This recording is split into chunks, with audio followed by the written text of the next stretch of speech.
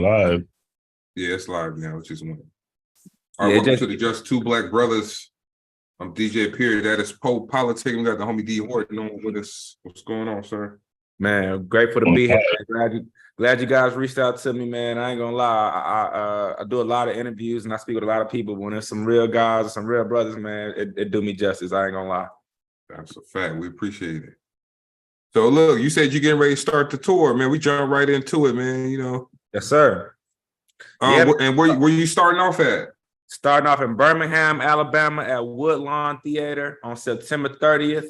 Then October 7th, we back in Atlanta on Peachtree. And then we have Nashville, Tennessee, Little Rock, Arkansas, Jackson, Mississippi, and New Orleans on the dates as well, man. So. Oh, yeah, y'all doing your thing. Yeah, I be seeing you on Instagram, on TikTok working out, man. I see the little veins coming in. Look like he's working out for you. Well, I play ball. I play football at college at Mississippi State and Jackson State. So man, that shit is just like a full-time job. So whenever I started transitioning to being a musician, I was like, bro, I'm not getting back in the gym like that. And now that I'm 30, reaching in my 30s, I'm like, let me get back in the gym before it's too late. You feel me? Yeah, that's good how you showing the videos because you probably motivating people. So keep that up. Yeah, that's all I want to do. That's all I want to do is just I know a lot of people are probably thinking, man, if I go in the gym, it'll be embarrassing because you got all these powerlifting guys and these girls in here with all these tight clothes on and stuff like that. But the gym not for them. The gym really for people who trying to get to that place. You know, a lot of them people go in there and they living out their whole superficial world of being admired because that's what they investing into. But I like to go in there and see people who really genuinely just want to be healthier adults. Yeah. For their kids, man. That's important. That's what I'm on now. You trying to do it for my kids. I ain't even like before I was chasing these dreams or you trying to be like niggas on steroids and shit. You don't even know they on steroids. Man, listen, man. Niggas on steroids. People nowadays shit, the Rock taking everything. Nowadays, they doing everything, brother. They doing everything, and it's so much more than that. It's genetics. It's just all kind of things that go into it. So I just hate that people even go into the weight room or into the gym with the mindset of trying to compete physically or like that. It's like, bro, it's a spiritual thing for me. Yeah, you know what I mean? Yeah, fact. And like the real people in the gym, them people don't even be on Instagram like that. And that's why I wanted to do it because I'm like, I had my point was I was trying to find an accountability partner and people like, man, I want to work out in a private spot. I want to work out at the crib, but I don't work out in these perfect scenarios. I'm like, bro, I mean, I understand that, but if that was the case, you would already be working out. You'd already be in that routine. If it was easy like that, I was like, man, just give yourself a goal, like spend 30 minutes in there 2 days a week. And then once you get in there, what I realized is once I got in there, I immediately realized nobody really checking for me for real. Like, or if they That's a fact. And you can apply that to anything in life. Yeah, people people think that's their ego, man. You think like, oh, everybody watching me and people care about how much I'm lifting. Like, bro, they in here working out too. They ain't think about you at all. Like, man, I bought a Louis bag and nobody knew I had that shit on, man. Look, nobody. You can try to show the part that got the Louis part, but don't nobody still see that shit. If you're doing it for yourself because that's just what you own, then so be it. But so be it, right? If you're looking for some kind of approval from people or some kind of acceptance, that's the problem right there. That's crazy. Yeah. You like, damn, I want somebody to know I got this joint. Nah, nobody care at the end of the day, right? You do your thing. Ironically, that's how I got back into this tour because we going through COVID. And I put an album out. The last time we talked actually was the last I put out. And I was just thinking to myself, I noticed that everybody, not just independent artists, I consider myself like a D-list celebrity, you know what I'm saying? Like I have fans, but I don't have money. So, you know what I'm saying? I noticed people with money even were struggling figuring out how to navigate COVID, how to do, you can't come into contact, you can't do shows. And that's all my money, all the money that I ever made in music before. Because streaming don't pay out and I don't make club records, so I don't get to do like club venues every weekend, Thursday, Friday, Saturday. All of my shit is tour money. All my shit is show money. Like, let me get 100 people, 200 people to pull up, pay $10, and that's how I eat. And so once that happened, I was just like, what's the point of me putting out a project? What's the point of me doing it? And then nobody's showing up and nothing like that. And I just took that same mentality we were just talking about, like that ego, like, bro, if you're doing it for acceptance, then you're gonna always be disappointed because somebody out there ain't gonna fuck with you. No matter what. You I learned that with the podcast. That's why you can be feeding kids. You can be feeding kids or going to church and somebody will be like negative. So I mean, if you're doing it for that, then you're losing. And I had to, you know what happened to my boy? That shit was sad. I had to make a personal adjustment to where I realized like I didn't want to do it for that. I wanted to, you know, serve the people that wanted to rock with me, and I wanted to make sure that I was doing it for myself. So that's why I went back on tour, back on the road. That's good. Yep. It's a lot of hate. It's a lot of niggas that be hating the hate, man. My boy, he got a business and he's just a food stand. He got niggas hating on him for a food stand. I'm like, nigga, you hating on somebody on some shit that you wouldn't even do yourself. Like, you don't want to. And they hating now because he big. Yeah, but I'm like, why would you hate on? Like, some people just don't want to see you doing anything. So that's the problem, man. You gotta just. Yeah, that's why you can't do it for acceptance because people gonna hate no matter what you're doing. So you gotta like do it because like the podcast and everything. When I do it because I like doing it. That's the first thing. And you can't quantify the amount of people you affect. Like I tried to equate to another artist that I was speaking to about why I feel the way I do about the efficiency of my fan base. And he was just like, you know, the numbers don't always represent how many people watching you, how many people pay attention. And it was just like, as soon as he said that, I ran into somebody who I looked up to in the music game and stuff like that. He was like, yeah, I've been watching you for years. I've been knowing about you. When you said you dropped, you know, I dropped a little project honoring Outkast and honoring the Dungeon family. And he was just like, man, I've been listening to you since then. It's just like, I would have never knew that. And if I would have responded or reacted based off of thinking that nobody rocking with me when that's not the case, then I'll shoot myself in the foot. Yeah. Okay. So besides the tour, is what you working on? You dropping an album with it in conjunction with it, or you just? Well, what happened was this is basically the plan of action, man. From the inside, internally, is like I have basically probably 8 locations, 8 cities to where I've already sold out shows in. You know, Birmingham, all the cities that's on the tour. Add on like Columbus, Mississippi. Add on like Hattiesburg, Mississippi, Baton Rouge as well, Louisiana, Dallas, Houston. You know, I've already done shows there. I already had fan base there. And so what I wanted to do is just basically recalibrate my fan base or my audience to seeing me and to me putting out music again. So I put out a single called Good Morning. And I did a video for that as well. That's everywhere. And that's going crazy. It's like ironically, I didn't even write it for children, but somehow the kids is like picking up on it, going crazy. They playing at elementary schools and all that. And so because the response was just insane to that song and to that video, we thought putting this little home tour together where we just go into our local spots that love us. And like I said, the Birmingham show is a 250-seater. Now that's probably the biggest show that we're gonna do, and that's gonna sell out. But the rest of them are like 100-seaters, 75-seaters, because I want the people who really like just D Horton fans to get this.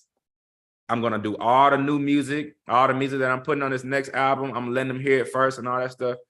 And then what I'm gonna do is take the data I gained from this tour, meaning the response to each song, you know, how people respond to each song, and then I'm gonna work with the team in finalizing this album, and then we're gonna put the album out in spring, and we're gonna double back, add about 2 or 3 cities to that tour, and double the venue, double the size of the venues. And, yeah. That's gonna be dope. Where you playing that in Columbus? The Columbus show is Valentine's Day. I'm doing a special show. I'm actually thinking about doing my birthday. March 31st is when I'm tentatively, and y'all, this is exclusive. I never even told nobody this, but I have an album that I'm working on called A Circle Theory. And it's just basically my take on how life evolved. You know, life and death are, you know, we like to think of life and death as linear, like end all be all, but I like to think of it more as cyclical, maybe like a reincarnation, if you will, just based off our genetic material and how our ancestors communicate through us.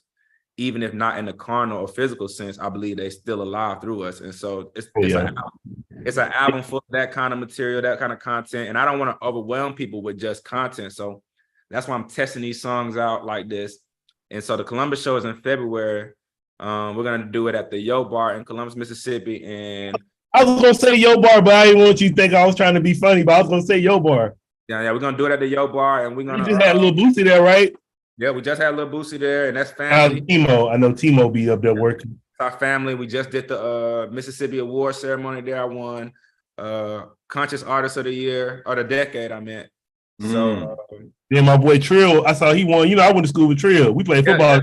Yep. All this, man. Listen, it was beautiful, man. I mean, a lot, like I never seen anything like that before. I never I've gotten awards in Jackson, Mississippi, in Atlanta, all kind of stuff. I've never gotten recognized or any awards at home. So for me, that was like that was amazing. I was jealous. I'd be like, damn, I wish I was down there. That's how, and I'm in San Diego, so that, you know. And that's the most important I've ever gotten. Like that's the most important recognition I've ever gotten, because I feel like, you know, it's a people. Man, everybody want to get recognized at home. Yeah. We talked to Mitchie Slick. We interview him. I want to be recognized in San Diego instead of I got to be recognized in LA, but I'm from San Diego, right? Or any other rapper, right?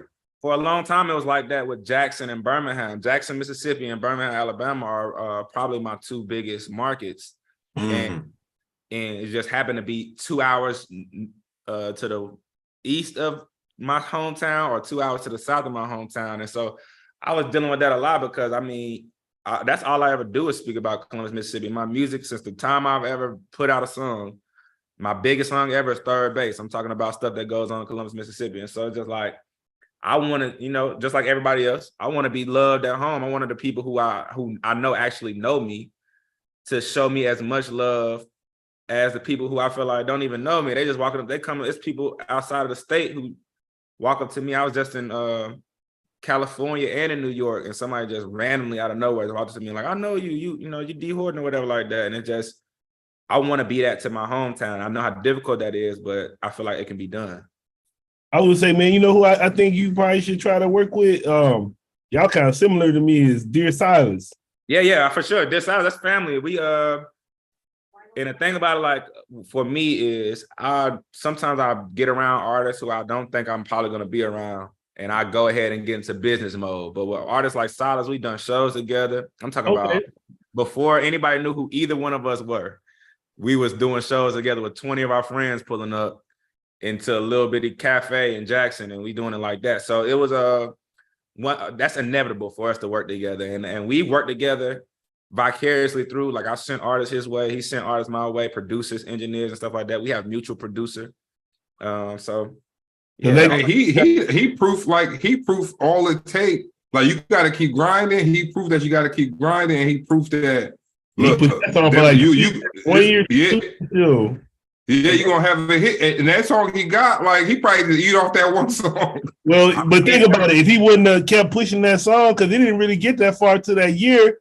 But if he wouldn't have kept pushing it, all the celebrities that got on it wouldn't have never got on it or nothing. Look though, but he's done that multiple times. He had a song called Gullah Gullah Island years back. I remember that. Crazy. He had the "I'ma pull up on your bitch" like skirt.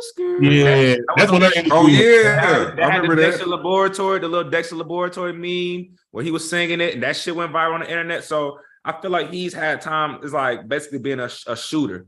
When you go into a gym, you might go to the left side of the court, and it's like, okay, that feel good. He's done that so many times with viral moments that I think he knows. He has the experience and wisdom to know, like, man, he got some. You gotta sit on that joint, even when you take Kanye West with Jesus Walks or Petty Trap Queen.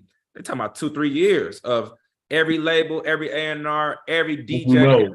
I'm hitting them all. I still want you to play this record. What I gotta do?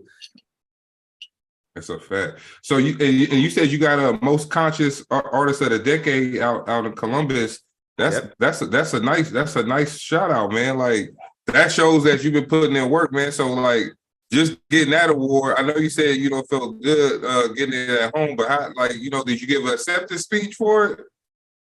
Well, I didn't necessarily give an acceptance speech for it because I felt like it was a moment to celebrate everybody, and we were kind of like, that was awarding everybody, man. That was awarding like people who just invest, Black business owners, motorcycle clubs, and it was just a way for us, because that area is so small, close knit, that you hear about the drama and the negativity so much, man, become overwhelming. You almost assume that that's all it is.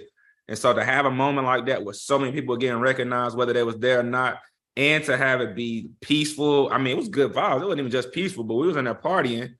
And no, I'm talking about, we didn't even need security in there because everybody's showing love. And it wasn't really a moment for you to take and be individual in that. I wanted just the city and the state all the North Mississippi to be recognized and be. But I feel like I also have leaned into the idea of being a conscious artist so much that it just my acceptance speech is my walk and talk daily. Like everything I do, even the fight that we had to get the state flag changed, you know, all that stuff. I don't even talk about that kind of stuff because I mean, I don't have to. It's done. It's in the history books. Like my name was on Fox News and CNN and New York Times and stuff like that. And all I kept telling people was, it's not about me. It's about Columbus, Mississippi. It's about people having rights and stuff like that. So I never really took time out to say something I did should be rewarded, but I'm glad that people see the action. We're just going to keep working.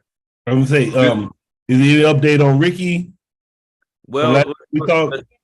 Yeah. So yeah, I think the last time we talked, I was in the middle of, I was fighting the FBI, state of Mississippi, everybody, and basically they were. Long story short, just to catch everybody up, to give context, there was a case in which a friend of mine was killed by a police officer on duty, and we in the community knew that these two individuals outside of that situation already had animosity. We knew that they were already had odds with each other, and we knew that they had basically become public enemies with each other, you know, in their circles.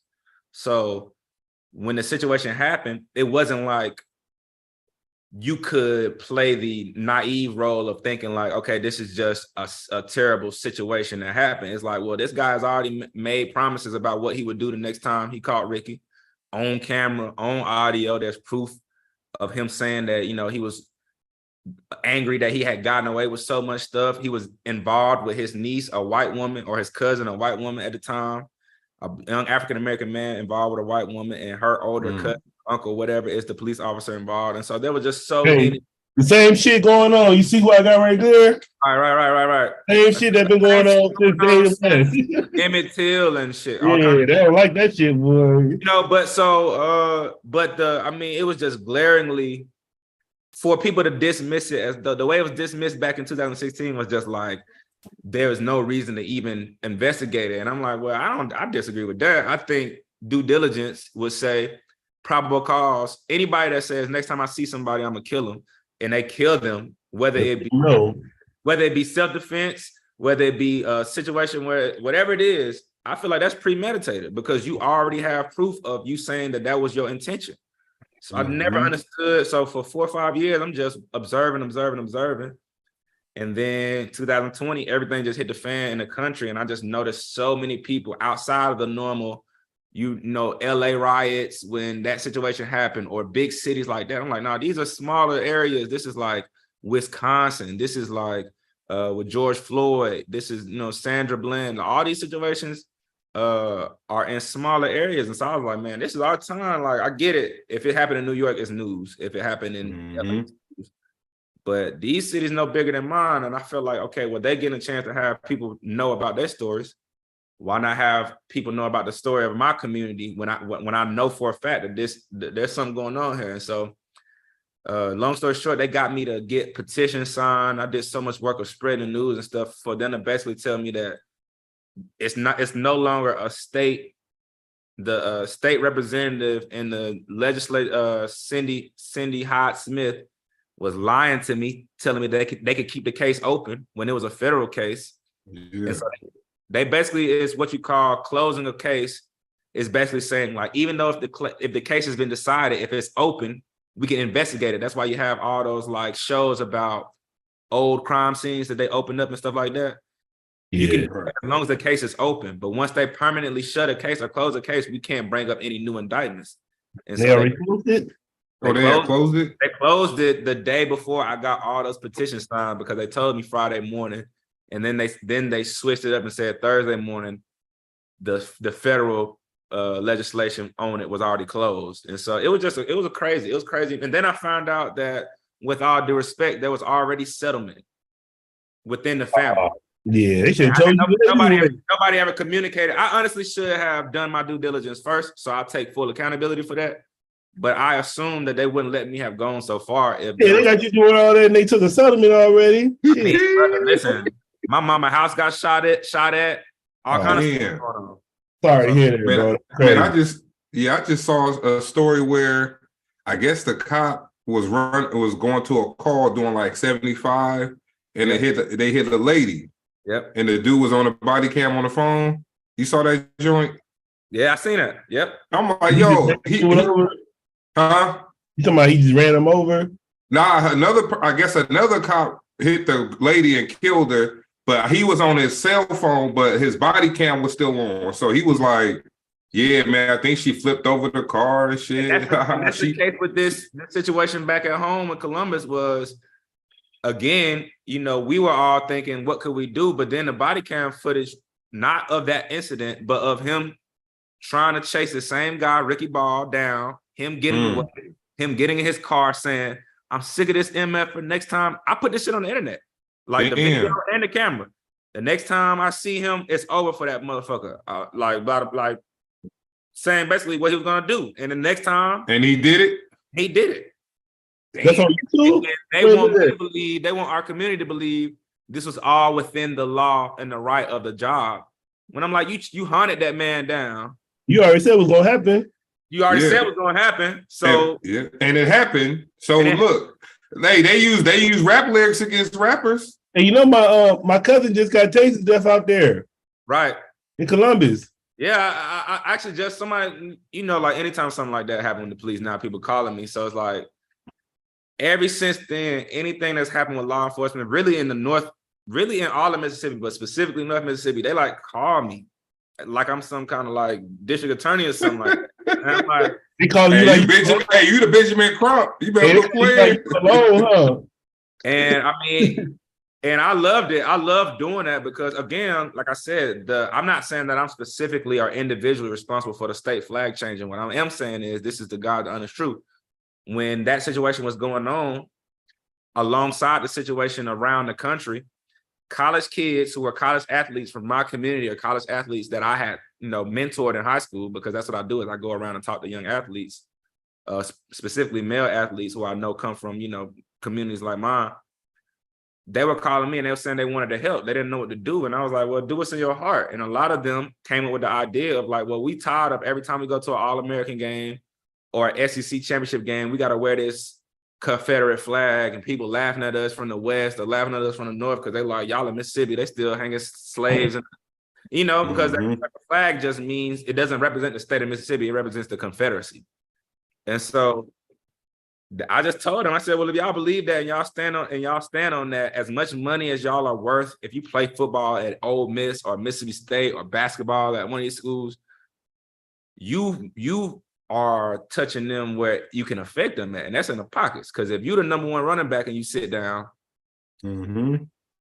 everybody mad, regardless of color. You know what I'm saying? So they all joined in their efforts, and they talked to the NCAA, they talked to the SEC. They like, we don't believe Mississippi is representing the African-American athletes that make up 70% of the athletic department in their schools properly until this flag is changed. And as a kid, they told me that shit could never happen. You had got, because you was talking about the college kids you influenced. You talking Colin, Robert Woodard, football players from Ole Miss was calling me, football players from Southern. It's not just them two. I'm talking about because they were just seeing everything that was going on with the Ricky Ball situation. And they were actually saying, like, we want to come march, we want to come help. And I was like, okay, well, I was just thinking about that, them being athletes and stuff like that. I was like, well, let's figure out something that y'all could do to not maybe necessarily put y'all in danger and the limelight, but y'all could still be effective with it. And we talking about players who go on to the NFL, the NBA, and all type of stuff like that. So you can't afford to not have these players playing on your team in college. And I'm like, that's y'all leverage. You know what made me sad? What made me sad was when they protested that time, the NBA, and then they came back like, what, 2 days later, a day later? That shit made me sad because that was like some real power they could have had if they really did something with it in nature again. It was like a day later and they came back. Yeah, I didn't have any hope for the NFL. I never had hope for the NFL when Colin Kaepernick did it. I thought he just putting himself on a cross. But I will say it's so much Black value in the NBA. It's so much Black. That's more like NFL ain't got nothing coming because it ain't more. They not more in tune, tapped in with the Black community. I mean, even though most of the players are Black, Like the NBA. The NBA do hip hop themed events, and yeah, NFL ain't doing that. You can't see that. So in the NBA, white American is the minority, right? And white American, and now white in general, or other people from other countries and stuff like that, you add that in, that makes it different. But white American-born whites is the minority in the NBA. Mm-hmm. So even including ownership, if you include all the owners, all the general managers, all the coaches, they still the minority because there's a lot of black coaches, GMs, and Michael Jordan was owning. And then you just look at the players; they all either from another country or they African American. It's not like that in the NFL. The NFL, it's still so many white guys around that they still under the impression that they probably could manage without us, even though we know that's impossible. They just caught a coach or owner talking. He said they don't like it. Go back to Africa and see how it is. Who was it? Who said it? Every year. This is somebody named Jim Trotter or somebody. Damn. Every year, you got to think about when John Gruden got caught with the Washington Redskins owner. Then the year after that, the year before that, Donald Sterling got caught with the Clippers, talking crazy about Magic Johnson. One Urban Meyer got caught up too. Urban Meyer got caught with he doing everything, and that owner from the Suns. Oh yeah, Sarver. He had to sell the team. And then that's not even including Donald Sterling, who had to sell the team. I would say, you know what also got me upset? Cause I was like, why was Jaylen Brown the only one showing up for the big three? Because look how Jaylen Brown was raised. It ain't Jaylen Brown, that dude. Jaylen Brown parents. You hear Jaylen Brown's parents. When you see Jaylen Brown speaking and you see the things that he connecting to black people and stuff like that, same way we saw Tupac, that's raising, that's parenting, that's somebody implanting that in them as a kid. So ain't no fear, ain't no like, it's like, this is my purpose. This is what I think I am. Same thing for me. Like I never understood why people try to create a hero story for me, because I'm like, well, I just care about people. I ain't really even trying to get credit for it. I'm like, when that Ricky Bobby situation happened, I was cool with just acknowledging it. But then I seen his daughter, and I'm thinking about my daughter, and I'm like, man, like this shit's crazy. Can't do that. He ain't gonna walk her down the aisle. He ain't gonna see her at high school graduation. He ain't gonna take pictures with her at prom. None of that shit. And that shit.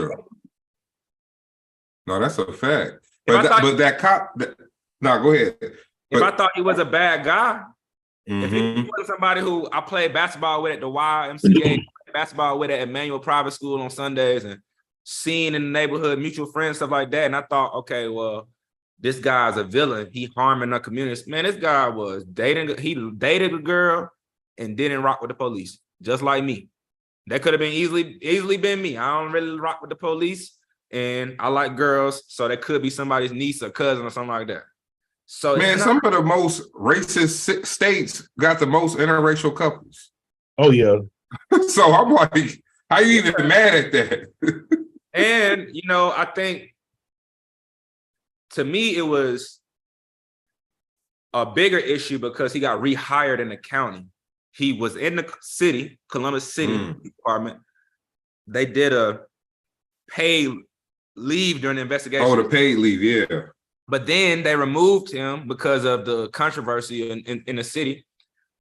Namely a song I put out called Third Base back in the day when everybody kind of got charged up about it. But they hired him like 3 months later, right in the county, because he's from Caledonia. So he's from Lowndes County. And they hired him out in New Hope. So my parents live in New Hope. So I'm like, how could somebody make me feel like they care about the community if they willing to side with somebody who not only is not of our community, but who is harming our community, and then rehire them? Like, you putting my family in harm's way. That dude got hired on the county level? In the county, in the same county that this happened in Lowndes County. Where it happened. That's like a slap in the face too. That's what I thought. Because what was he, a city cop at first? When that incident went down, he was a city cop. Well, so the county was like, oh, okay, what's your, because when you apply, you got to say, because he was never convicted or nothing. Never convicted. Man, I still would have just been like, yo, on the principle of the fact that you'll be policing, huh? I think anytime an incident like that happens within the community, it should be proper protocol to move that person out of the community, just like you would move if you was working in management or you was a manager of a shoe department or something like that. You move all the time for your career. So I guess the only thing is you can't go move to another city because they ain't gonna let that shit ride. Like you can't go to another city and try to do that same shit. So they got to keep you somewhere where you familiar. That's what I'm thinking. And when you look across the country at all these incidents, the guy the officer involved in the George Floyd incident, that guy had priors. That guy had already been written up, reprimanded, put on time off with no pay multiple times. So I'm just like, what is in school in third grade? If I get 3 write-ups, I get suspended. You get that note attached to your backpack. That's it too. They be trying to get your ass in it too. 1 now. I'm like, how many times did this guy got to show he don't have? He not racially implicit. He has implicit racial bias. That's a fact. And how like, look, show that for it to be a problem, man. And sometimes they don't have evidence on you, but it's just a principle, right? So it's like, all right, you didn't do it. Like they treat us like that. It's assumed that you hang out over there, so we're not gonna fool with you. It's assumed that you have these racial biases. So why would somebody say I'm gonna hire you in a community where the community don't feel safe with you being an officer? Right. So I wonder how his job is now anyway with all of that stuff he got going on. Now that was before. I don't think he working there post back out there. Yeah, I think he moved away. I mean, I would have resigned. Yeah, I basically hotted it up because I was just like, you know how this is what I felt. They were protecting him. But if I get arrested, if I get pulled over for weed, right, they're gonna put my paper and I'm naming the newspaper before I go to court, before I get indicted on any charges, before I go to get any kind of case, hearing anything, they're gonna put my name, my face, and my information in the newspaper. So for you to protect this guy and say, well, he wasn't indicted yet, I don't care about that because we don't get protected. When we're not indicted, before we get indicted, we don't get protected. We don't get to remain anonymous until there's proof that we're guilty. So and the hood ain't the court. And the hood ain't the court. So I was like, if y'all not gonna do it, I'm gonna get every major news outlet in the country to post his name and his face and let y'all know he killed a kid and we don't know. Man, that's like George Zimmerman going to apply for a county cop riding around Florida where he killed Trayvon. Please, you ain't gonna last. It's just like how they be trying to accuse black men of harassment all the time. Y'all saw that lady? She tried to lie and say a brick hit her in the face. Yeah. That was wild. What was it? Reaction. That shit, allergic reaction. She did that shit. Stage the whole like, man, it's just wild, man. It's wild. And they getting worse. It's getting worse with that stuff because like they had a situation out here where the girl was with the city bike stuff. Right. Where the girl was saying that the kid stole her city bike, but they was like, "Nah, we just bought this bike." Yeah, I remember that. The white man walked up and said, "Yo, just give her the bike, y'all." They're like, "Nah, we pay for this bike." He trying to diffuse it by telling them to just cater to what she's saying. I think that's as big of the problem as assuming that they right. Is even when you realize that they wrong, the consequences. And I was having a conversation. It was a complex conversation because I told somebody, I said I never would defend R. Kelly's actions, right? I said, but what I would do is ask that the same punishment be doled out across the board. So no matter what your race, your ethnicity, your religion, your association, your business affiliation, no matter what it is, if you do this crime, you just get the same time, period. I'm cool with that. You can lock this nigga up under the jail for 1 billion years as long as you do that to everybody that do that. Hey, you know the white dude told me yesterday? He said, look, we gotta get to the point where we understand that, all right, poverty here may be black people, right, but poverty over there is white people. Facts. So you would have to come at a level playing field to be like, all right, well, like he said, like we was talking about drugs, like for even for weed, like all these people that still out there for weed should be out already. And they should be exonerated. Yeah, no, it fans or buts. Because y'all didn't got y'all money that y'all was mad that y'all only was mad because black people was making all that money off of it. You nigga doing 20 years over weed. That's crazy. Yo, listen, they should be exonerated. And I believe as long as it's a non-violent offense that you locked up for, I feel like you should be paid. This your time. That's the most valuable thing that you have is your time. And motherfuckers are getting 5, 10, 15 years for weed. Like that shit is. Hey, look, and ain't nothing changed from the weed you got locked up for than the weed now to where it was more criminal. So if you was only locking people up because they was out there making all this money off weed. Right. Now y'all making all the money off weed. Y'all need to let them people out of jail and exonerate them and money off of weed. Way more money. Way more money. Way more money. They get to put they get to put it on billboards, TV commercials. Man, you go out to Cali, you go out to Denver. Like I just was in Denver and in Cali, and I'm just thinking to myself, like, man, I remember my sophomore year in college getting arrested and having to spend Thanksgiving weekend in jail for like a roach. You're like, I'm riding around with a pound on me now. I'm talking about like that big, like I couldn't even smoke it. You know what I'm saying? He just like, he making a big deal. He treat me like, you know what I'm saying? I'm a drug lord or something like that. I'm like, that's man, a fact. And that's just wild. That shit's wild. Nah, man, yeah, the game, it's crazy out here now. So but, yeah, I definitely agree with that. Like, man, that's medicinal. That's a plan. Bro, to bring it full circle though, the initial thought was just like telling kids to just cooperate. I don't believe in that shit. Like I don't believe in like saying, well, let's just ease the situation. Let's just give in to what she's saying, right? Let's just be better than her and all that. Like when a Karen, I don't believe in that shit. And you know what's funny? My wife, she don't believe in that. I believe it. I believe in that in such situations, but she don't. Like she be like, no, fuck that. I believe in that with authority. I'm just talking about a regular citizen is being who was acting as an authority because of their skin color. Right. You know these situations, like your authority is based off your skin color. I ain't going with that. Now, if you're an officer, even if you neighborhood watch, I'm adjust because I get it. I'm trying to get home, right? But I'm talking about these George Zimmerman situations, like, or these Karen situations, like, yo, you don't got no authority. But why is that? Why are we getting more and more Karen situations? Is it just because we got camera, we can record it now, or is it because I don't know if it's more. I just know everybody can record that shit. Yeah. Yep. I can record that shit. And that's what they do too. They don't even care what they say. Why you got your camera on me? I don't care. Like the dude in Central Park with the they plugged him. He got his own series on National Geographic now. Yo, listen.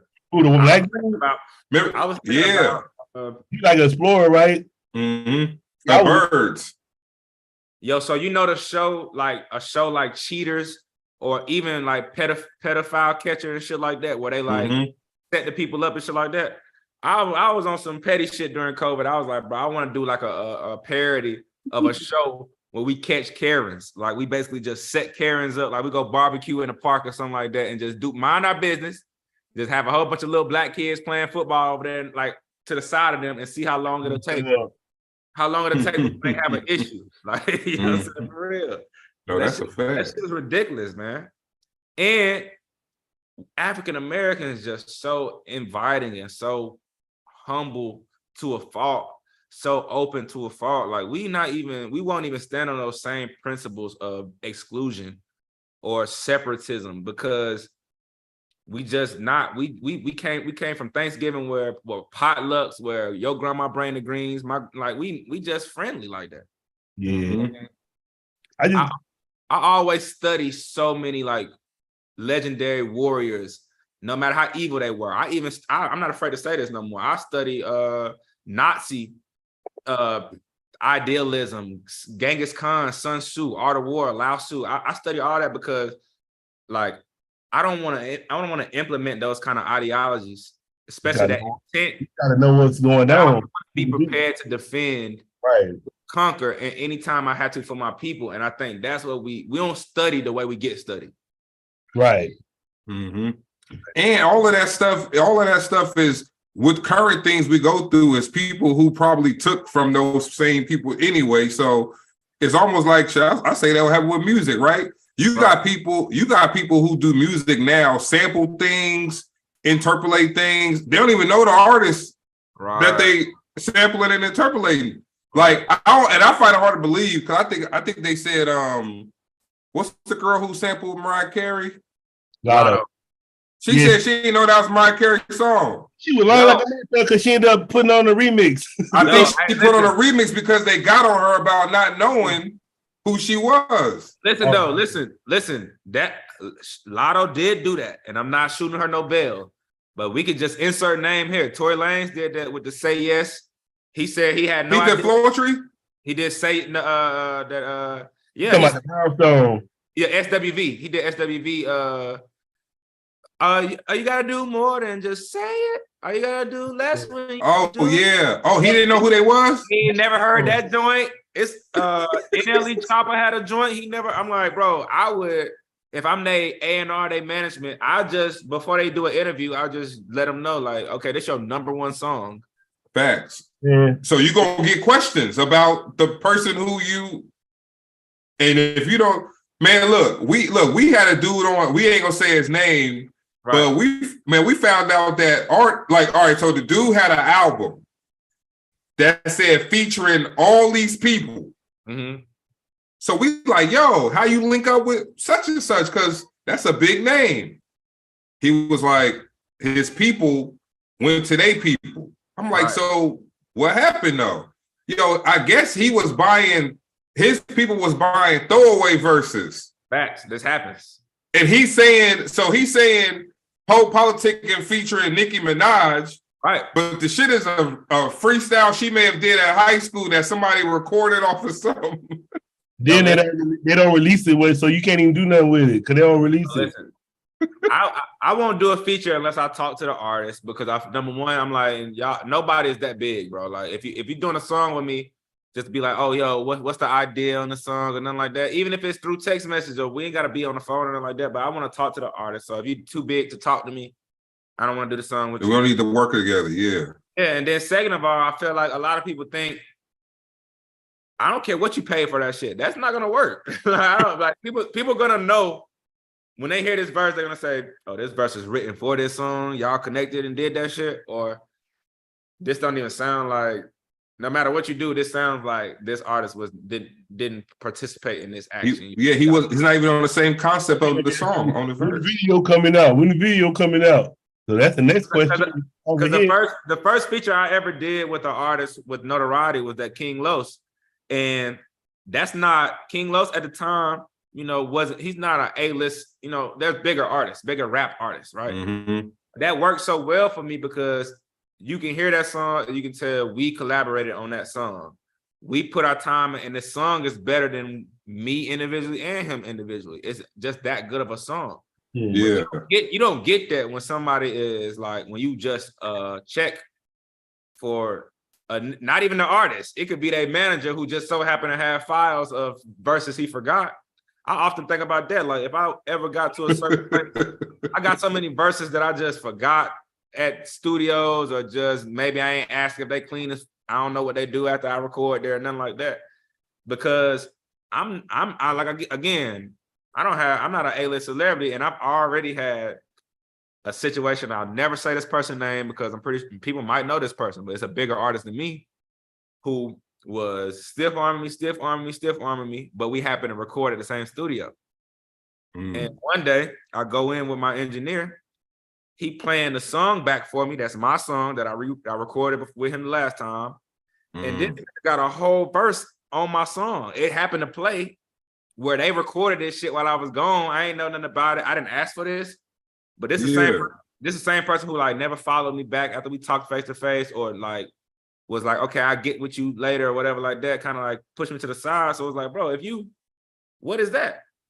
Yeah, how you putting a verse on my joint? Behind my back on some, like, what is that? That's weird. No, that's why I say the game is just so snaky, but it's like it worked. It works. That's a fact. That is not a made up story. That is a say the name, but what happened with that? When I heard it, the engineer looked at me and was like, oh shit, we was just messing around. And I was kind of like, me and my manager was in there and we was like just scratching our heads, and it was only. Yeah, do that nigga like Cam and just erase, delete that shit. Oh yeah, that's what I did, because I had to put another verse on there, because I basically just like, bro, I had like a little bit of time left and I wanted to get that idea out of my head and come back and work on it. So I had already been working on the second verse, And he was just like, my bad. We were just trying to see how something sound on the beat or something like that. But he was like talking about the same subject I was on. He basically they're about to get you. Yo, and I was like, and the engineer, after he erased it and said my bad and said that little whatever, he never brought it back up. I was waiting on something like pull me to the side and been like, hey, yo, like, yo, let me explain or something like that. And it was just like, and I haven't recorded over there since, but it was just like, what the fuck? Yeah. Yeah, Cam said he deleted Jay-Z Hey Ma remix. For real? Yeah, because Jay-Z deleted one of his verses. So he just did that shit right back to him. But look, I wonder why, man, look, you know what's funny? I think because that's a good segue, because I think that now those artists think they know they made mistakes back then and they probably regret some of them. But I was reading a story about how Nas was performing somewhere and they asked him to perform Ether. Right. And he was like, nah, man, you know, that was a timepiece song. Absolutely. And that's my dude now. Mm-hmm. Like, I know y'all want to hear, but I just can't. Like, he don't want to put himself back there. They done made millions of dollars together, like, since then. You know what I'm saying? So it's like, and that was a time in which they both spoke on this, where you could be lyrically aggressive, say that kind of stuff, but then you stay alive and don't get shot. Stay alive. Then, you know, the 90s started getting treacherous. That shit was like a boiling point though, because it was like during their whole career, they was throwing shots at each other. The fans want to hear y'all go against each other, so it was like, bro, we talking about the same nigga who talked about cheating on his wife on the album and all that shit. Yeah. So I'm not saying that those feelings weren't real. I just think that niggas is able to compartmentalize in that generation. Oh, yeah. I don't think that can happen now. I think soon as motherfuckers be like, say my name now, take it all the way through. They gotta see it all the way through. Oh yeah, you got to now. The only time they don't see it all the way through is if somebody older who ain't afraid to the side, get involved, like Gucci Mane did with Chief Keef and Offset back in the day, or like with where you see Jay Prince do a couple times with young niggas. Is like, other than that, it's like even the older guys are scared of these motherfuckers. They scared. They don't be wanting to listen all the way. Shit. Hey, I just saw Charleston White doing an interview with some OG Crips, and they told him to stop speaking on Nipsey's name. Right. He was, I don't give a fuck who you is. I speak on who I want to speak on. That's what I do. If I got to die with my words, that's what I'm. But I'm like, bro, ain't no way. Look, if I'm sitting there, but then again, how you going to look at these people who say they OG Crips that's just letting the dude spaz on them about Nipsey and not do nothing about it? Well, same thing with academics. You sit up there talking all that shit about SZA. Now they pressing you about it, but you don't really care. So in my mind, I'm like, that dude must be well protected, or the game then got solved. I be thinking in my mind, I be like, he's like a plant. Yeah, I be thinking them dudes are. I be like, I can never do that shit, and I be like, maybe that's why I ain't big like that, because I couldn't do it. And I like, you guys. Yeah, I wouldn't feel right doing that. Yeah, that's what you're doing. Charleston White's point of that shit is that what he's saying is, and I know he get lost in translation so much because he an agitator, but what he's saying is his vice is that he's angry because nobody listened to him when he was just fighting in the community, fighting legislation. He changed the laws. He changed the age limit on execution in Texas. All kind of shit. They doing good stuff. He felt like people just said, "Fuck this old ass nigga, get him out the way." And as soon as he started becoming an agitator, now he one of the more famous people in the culture. And so he's trolling. He's trolling, but he's also saying we celebrating Nipsey like the life or the shit that really got him taken away from us. When in our actuality, like, this is a Black entrepreneur who a staple in the music industry, sold $100 mixtapes. You feel me? Like he created such entrepreneurial, industrial mindset within an artist, hip hop artist, especially the rap community. I'm gonna just say hip hop and rap, because even people like Master P, it's like, bro, how many of us gonna come in with $250,000? Like, if I had $250,000, bro, I promise you I'll figure it out. You know what I'm saying? So, no disrespect to Master P, but he did things to where I don't have that. Or if I'm Yo Gotti and I can put the money up, that's different. If I'm Young Dolph, I can put the money up, that's different, right? But Nipsey, he even if he did hustle or whatever he did on the street, he a hustler. He not a cartel. He ain't have millions of dollars in drug money. He just a hustler. Yeah. All of us can relate to that. I'm selling t-shirts. I'm selling CDs. I'm selling mixtapes out of the trunk. I'm doing shows. I might got a couple of ounces on me. I'm selling with 3 5s out of here, something like that. I'm just doing whatever I do because I don't want somebody to be like, hey, I'll give you $1 million if you let me own everything you do. Right. And we done seen Michael Jackson, Prince. Like, we never gonna be Lil Wayne. We never gonna be none of these people. So better than that shit, or that the labels are gonna treat us better than that, is to be naive. And I think that's what. And I think Thompson is saying. I got a topic I want to ask you about real quick. So, what you think about Diddy giving his people back to masters? I saw Mark Curry. He was like, I agree with Mark Curry. He was like, "This shit, I can't." I agree with Mark Curry. You didn't already juice the damn publishing out of him already. Like that, no more. Like, now, what I will say is, however, I'm preaching this older rap artist narrative. I love the way Nas is doing it. Nas working at a young man's pace. He got 2 sequels going on at the same time, and they fire. And they, I mean, I think Magic 2 is the album of the year so far. Him and Killer Mike. I think they got Killer Mike might get him though, man. Killer Mike might get him with that album. But these both 35-plus-year-old niggas is what I'm saying. Facts. So what I'm trying to tell motherfuckers is, even if the juice is gone, 35, shit. Listen, even if the juice is gone, that TikTok, you can go work them. That TikTok a motherfucker, man. I done seen some 40-year-old records go crazy, be #1 on because a kid will just make a dance to it and stuff like that. So just the power to have. Mace got records that I know if he Mace can get some money from his shit. That's what I'm saying. It's not like Mace, but you got to think about the other artists. But they gonna get their money. But what about D-Dap, Black Rob? It's too late for Black Rob. Mark Curry, Day 26. What they gonna make?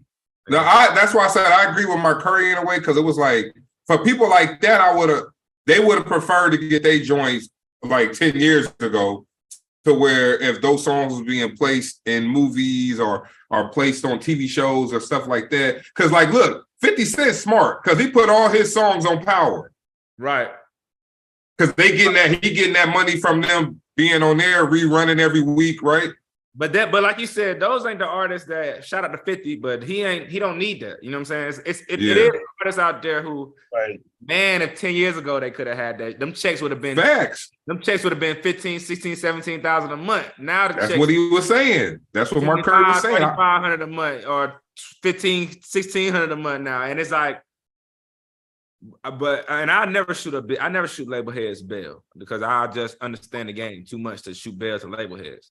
But motherfuckers ain't know what the fuck was going on with streaming. Motherfuckers ain't have no idea what the fuck was going on with how we were gonna get paid from that shit. And now that we kind of settling down, even in the podcast world, now that we kind of settling down, we kind of getting a measurement of how the money get broken down and stuff like that. Motherfuckers just you have to be a shitty nigga for it to be exposed this way now, and be a billionaire and be like, nah, I need your little 1,500 a month. Like, come facts. On, how you gonna take my 1,500? You a billion? Man, you got a billion. You don't even know where this go. You don't even have no idea which account this go to. Yeah, he probably about to win that damn Ciroc deal too. Yeah. Hey, you know, Jay-Z got paid off of Duce. I just read something where he still owned it, but they still cashed him out like 750 mil. This is what he did. He sold 50% share, his 50% of his shares, and then he sold 50% of his shares, and then he made 25%. I mean, 50% of his 50% public. And so he paid twice, front end, back end, and he still owned a quarter. So he still get to sit down at the table for every decision. I was like, damn, you made the 750, you still own part of it? He did it. But that's just how you level. That's just how you level up. Like even like with going back to Jay-Z and Nas, it was like funny because if you was riding with Jay-Z back then, you was making fun of Nas being conscious. Right. But you was a Jay-Z fan. So what did you do when Jay-Z became conscious? Right. As though Jay-Z ain't made 444 or made that. You heard Jay-Z on that damn Jay Electronica album? Yeah. He sound like Nation of Islam. Oh, yo, listen. That's the same shit y'all was laughing at Nas for talking about. That's a fact. He said, I know less about Chesamar, more about Escobar. Like, yo, listen. So that's the same shit Nas was saying on stuff on Illmatic. Hey, but Nas said, you big lip motherfucker, you been a fan. Like, that's real. That's what it was for real. Hey, he said, man, that's why Ether could still ride today, because we got stuff. The stuff he was talking about, you in it now, you doing it now. Right. But it's like, for the fans, we can still enjoy it, but I understand for him the ship has sailed or whatever, but we could still be like, you know what, he was actually right on that joint.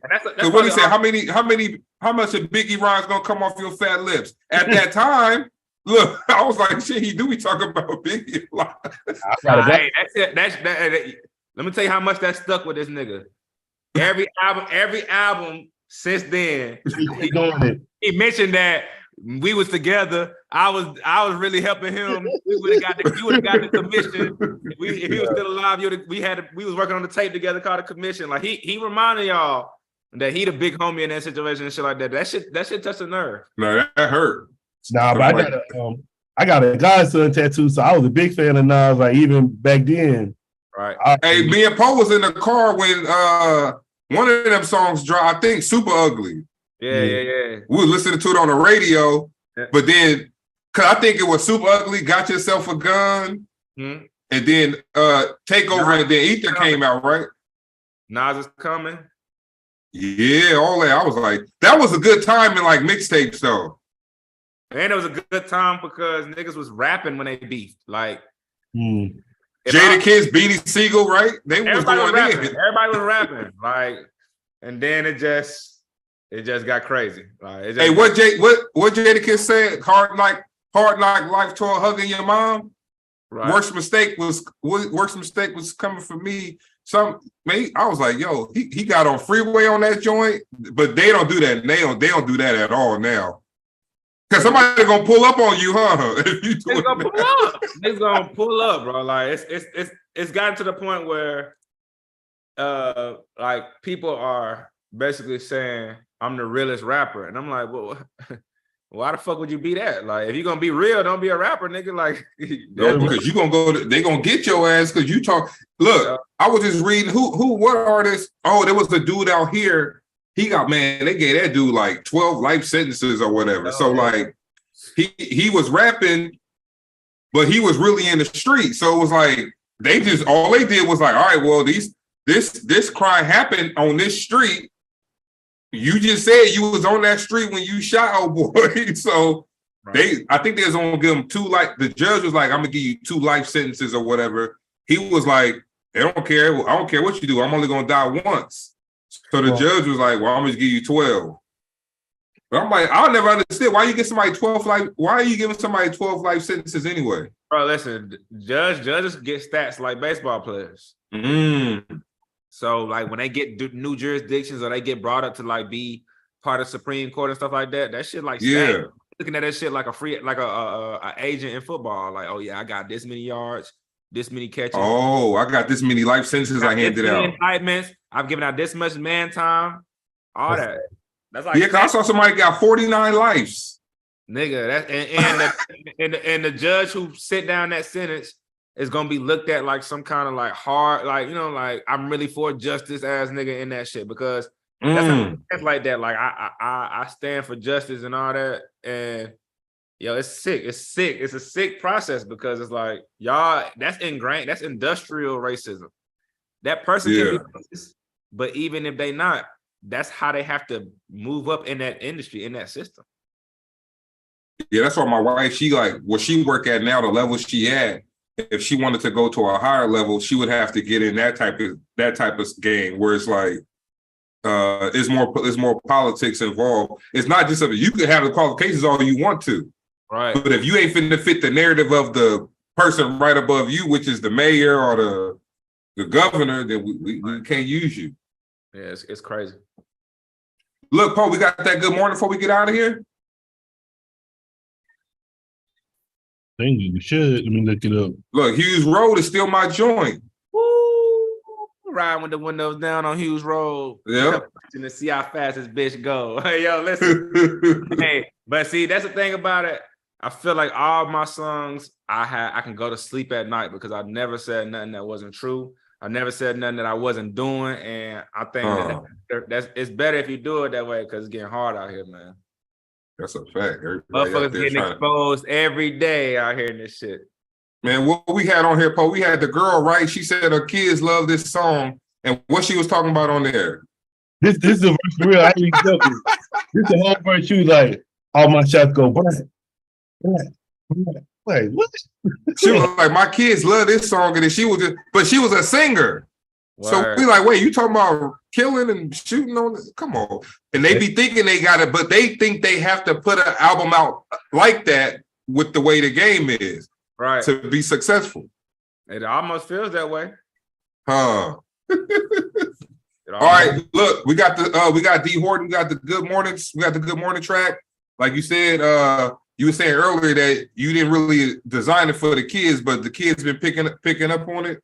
Yeah, I mean, way before the video. By the time we did the video, we knew that the kids loved it. Oh yeah, so y'all, I see the playground. Wrote it because I was like speaking to myself. If you listen to the lyrics, I was talking to myself. Like I was reading a Bible verse about weeping and endure through the night, joy coming in the morning.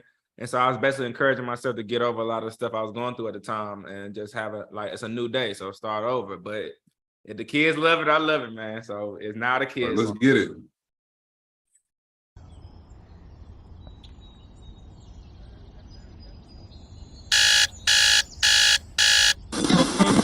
That's right, man. You rocking with your favorite station, 92.1, early in the morning, on the way to school, on the way to work, stuck in traffic. You know who bringing you the music, man. We got new D Horton up next, one of our faves, new D Horton, Good Morning. That's right. Hey, man, this is one of our favorite records, man. We're going to give it to you live, man. You know, we ain't got no bread, no jelly, straight jams, 92.1.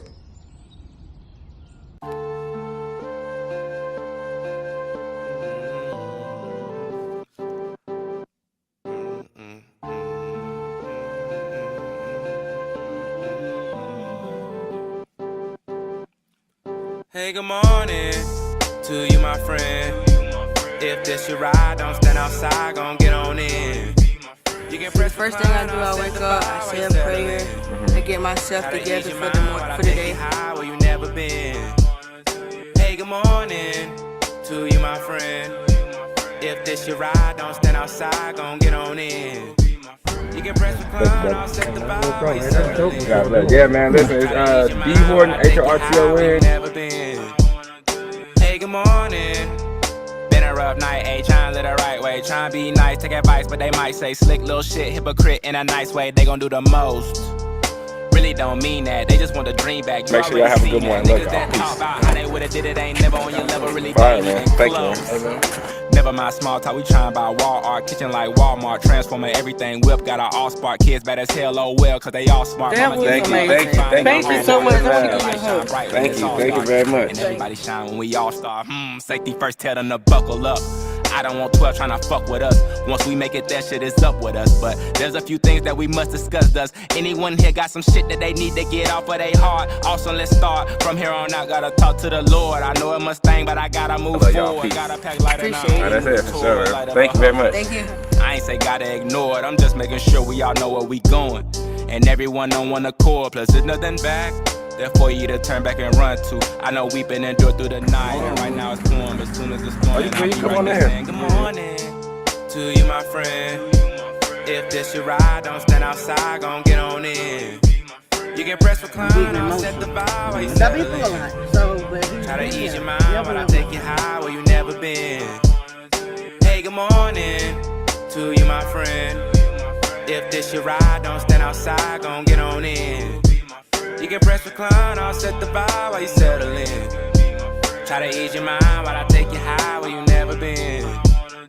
Hey, good morning. Morning off with affirmations and prayer, and I just want to let you know that this really touched my spirit coming out here today.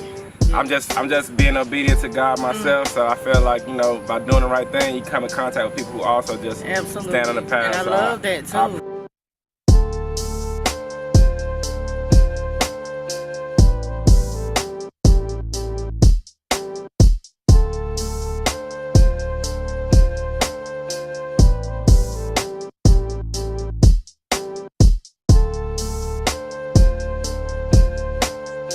Hey, go ahead, man. Oh, you got 16 for that? No, I was about to say good morning. Me roll up, get my money right. Y'all niggas know what's up. Yeah. Hey, let's go. Hey, that shit was fire. I appreciate that. Appreciate that, man. That's probably one of the best songs we had on here.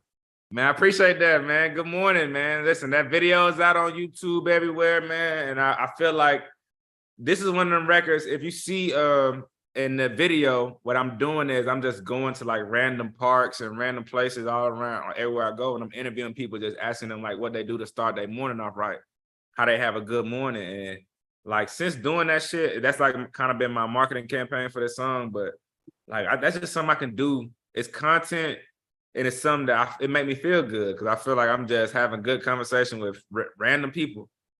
Just about something, and they just end up telling me their story. We end up having sharing a moment. Even in that video where you see that lady, she like started crying, just talking about stuff she's been through in her life. I'm like, man, I'm gonna just push this record along with that campaign. I'm gonna just push this shit for years. I feel it's like a singing daily affirmation.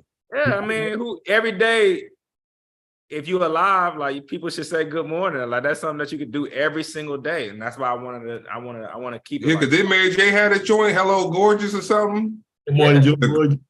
Good morning, Gorgeous. She was the ladies wake up. Good morning, tell yourself.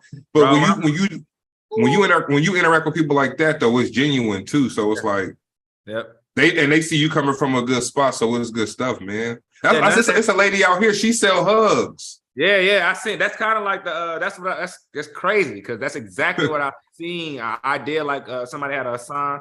It was like free hugs. Just went in the park like that, and I'm like, okay, I'm trying to do something like that because again, I started my kid. I got an 8-year-old. She just turned 8 last week. She's the one who kept making me play that song because I always play my unreleased music for her. And she the one who kept just like, where that good morning song. I'm taking her to school, and she always asked me to play that. And I was like, you really like this song. So that's what made me like stick to it. I made that song like 2020. And I wasn't even thinking about that song being real. And so to me, it was just confirmation that, you know, that's how music connects. You organically, you ain't gonna be able to figure it out, no formula. People say do it a certain way, but realistically, it has to be just good. And because of that, I feel inclined to just respect it like that. I didn't choose it. I can't sit up here and pretend like I had this grand scheme, this plan. I was just playing the song because since COVID and everything, like the society shut down, all I could do is record. So I got just hundreds of songs and I'm just playing them, and it just kept popping back up. So that's when my manager was like, bro, let's just put something out just to get people back warmed up. We put it out as a single at first on SoundCloud, and my mama said something. She was like, man, that song could be on Good Morning America. And I was like, facts. Hey, Cadence. Hey, Cadence. She on mute. Hello. Oh, we can't hear her. Say hey. Hello. Cadence, how old are you now? 3? Oh, that's what's up. That's D Horton down there. You heard that song? That's his song. And that's how my kids be when I be playing songs in the car for people to interview. They be like, hey, it's funny though, because you know you try to be a star with your kid. You be like, yo, daddy interviewed him. He be like, oh shoot. Right. Blah, blah, blah, blah. They be getting happy as hell. Right. You didn't hear when she heard the song. Nah. Oh, what she say? She was dancing to it. Oh yeah, that's what's up. I'm like a kid dance to it. That means tight. Bro, listen, I'm telling you, like that's what it's been. That's why I'm not trying. I can't. It's not. I don't want to take credit for it, but I'm not trying to get in the way of it. Have no ego, none of that, and be like I wanted to go in another direction, nothing like that. I'm like, listen, I don't mind that. I don't care because I'm about to make an edited version of it, and I'm just about to and try to see like what kind of movement we can make with it. All you gotta do is get some kids and make a dance to that joint, huh? What we gonna do, man? My mama and them play it just the hook. They just play the hey, good morning for the morning announcements at their school, at the elementary school. Oh, that's what's up. So I'm getting like a few different schools to do that, and I'm recording it. I'm gonna go talk to kids and record it and just like shoot a montage of videos and stuff like that with it. So I'm just Hey, it's better than going to the school and singing Pound Town. man, I ain't gonna lie, that's crazy. Yeah, that's why I gotta like, yo, why the kids? Them kids got hype as hell. How do kids know that song? listen. If you don't want Pound Town being performed at your school, go play D Horton Good Morning right now. Get artists like this songs on the radio. That's a fact. It's the people's fault because y'all acting like y'all don't have no accountability in this. We got to start listening to not just me, but somebody with some kind of sense, man. Like, it's crazy. When she walked in that day, them kids lost their damn mind when they saw her walking there. I said, golly. They waiting to hear that? I said, wait, real quick before we get out here. I seen a football team. Yeah, the Jets, the New York Jets. It was a high school team. You know how you play, man, look, back when we played football, you played Pastor Troy, playing GA. We ready. They were singing Pound Town before they went. I think the Jets was singing that ski. Yeah, they were doing that in the NFL too. The Jets. What? That song. Oh yeah. The ski.